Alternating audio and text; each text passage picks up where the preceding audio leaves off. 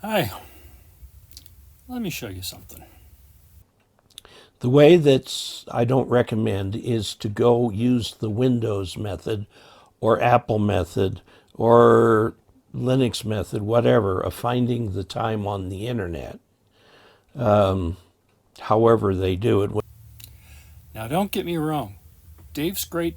Love Dave. He's done a ton for the amateur radio community. But one of the things that he's said there, he lumped together Windows and Mac and Linux. Or he said Apple, but same difference. Windows has admittedly problems with how they implemented NTP. Mac does not have that problem. Linux does not have that problem. So the built-in system for going to the internet and getting an accurate time works perfectly well on Mac and on Linux, has for years.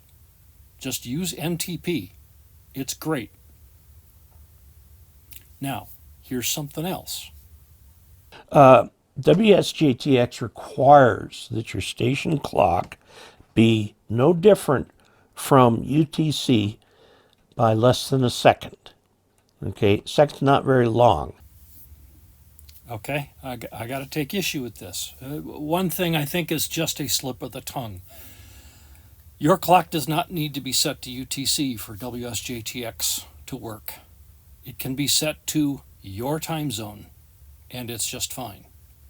But it also doesn't need to be within a second. It's better if it's within a second, but I have successfully worked many stations where the DT column is 1.2, 1.3, up to 1.5. So if you're about within a second, it will work. It will work better if you're well within a second. However, it does not have to be accurate to the correct time. In the case of FT8, it runs on a 15-second cycle. So you can be any multiple of 15 seconds off, so long as you're within about a second of 15 or 30 or 45 seconds off, and it will still work just fine. And I'll demonstrate that in a moment. So here you can see my clock is off by a minute and 15.3 seconds. And I'm answering some guy's CQ. And here he comes back to me at the first try. Notice our DT.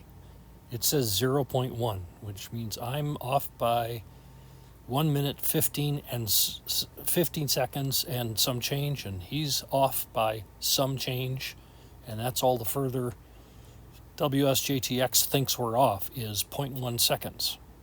The only problem would be with the logging, and I don't think anyone's going to care that I logged the QSO a minute and 15 seconds differently than he did. Like right here. So what?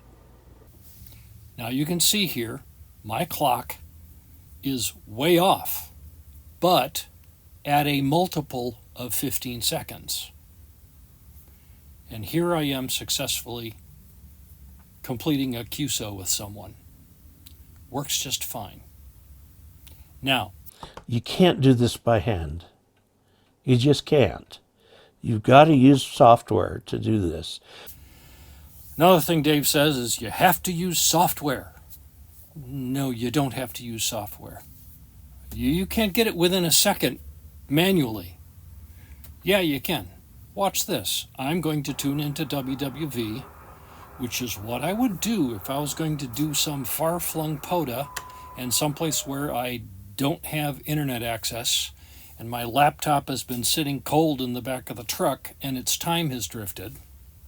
I would tune into WWV, set the clock. Doesn't even have to be the right minute. Just get it, divided by 15 seconds within a second.